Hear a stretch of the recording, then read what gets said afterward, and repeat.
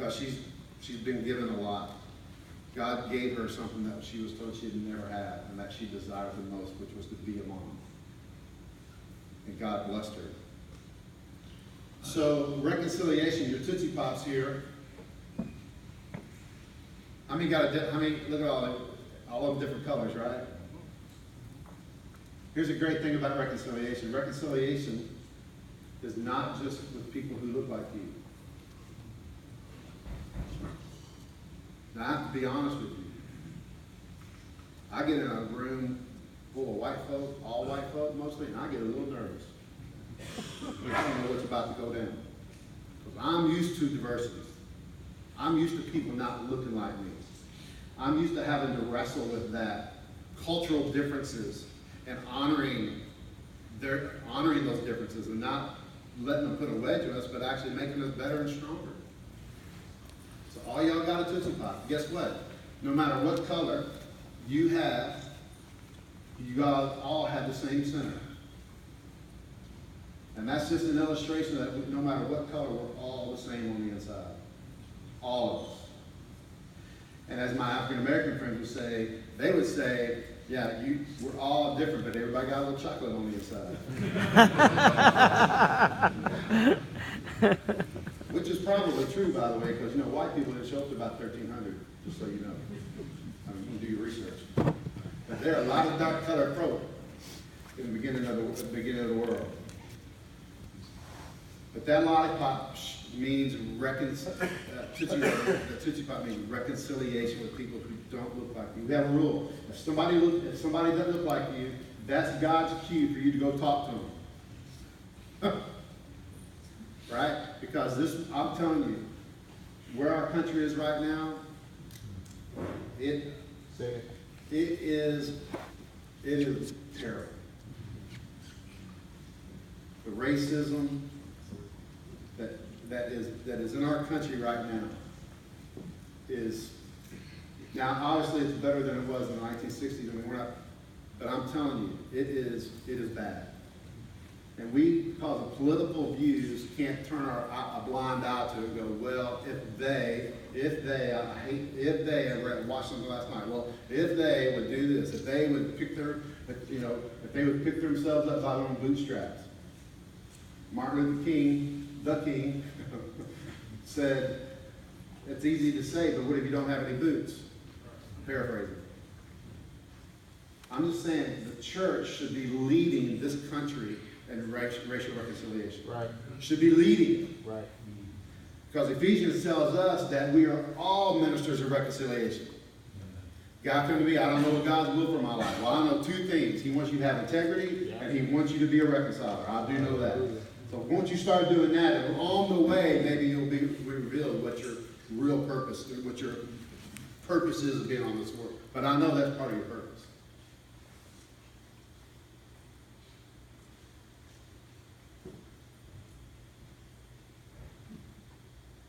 Gentlemen, I think that we should make it an effort, a very intentional effort, to reach out to people who don't look like us, and not as a check mark in a box, but because God wants everybody.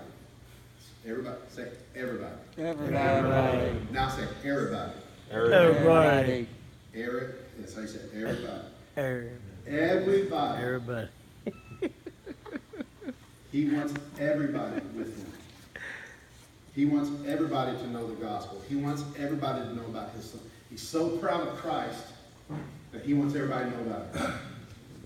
Just like I bragged on my son last night. Remember, I mean, 2 national championships, baby. Who gets to do that? Bragging on my kids because I love them. God is the same way about His Son. He wants everybody to know about it. And we can't let color and socioeconomic and whatever culture. I mean, I tell you, my church is 50 nations every Sunday. I mean, one of my best friends is German. Now, that can get interesting. He officiated a Nigerian wedding last night. Have you ever seen a Nigerian wedding, by the way? Woo. I mean, huh? 2 days long. Yeah, 2 days, yeah, 3 days most of the time. When they come in, I mean, there's so many people from Nigeria at our church right now, because of all the families. But I love that picture. I went to an Indian wedding this past year. I mean, actually November. That was a week. Like a week. I mean, they got mad at me because I was just there 2 days. Like, good Lord, I couldn't eat that much food. But I love the different culture. It actually, gentlemen, will make you a better man and a better leader. Yeah. If you have to struggle with someone, and I don't mean struggle fight, I mean struggle with a different culture. It'll make you better, I promise. I believe it's made me a better man because of guys like Anthony that grew up differently than I did. And yet I got to value and honor and respect him 100%. And so he does me too. And that's what reconciliation is. Reconciliation is putting right and wrong to the side. I don't care who's right or wrong. I just want relationship. That goes, by the way, really well with your wives as a side note. How many have ever been right in an argument? Where'd you sleep that night? On the couch. How'd that go? Oh, I won the argument. I'm sleeping alone, but I won the argument, by God. Put my foot down. Put your foot slowly down beside that couch. That's a rule in my house. Look, I don't like sleeping on the couch. I'd rather be reconciled than right any day of the week. In fact, sometimes I didn't even do it, and I take power like, yeah, I did that. I like my bed. But gentlemen, we have to. I'm sorry that I'm not sorry. I'm stressing this point so much because I think it's that important in our culture right now. That we lead reconciliation. We lead it as a church.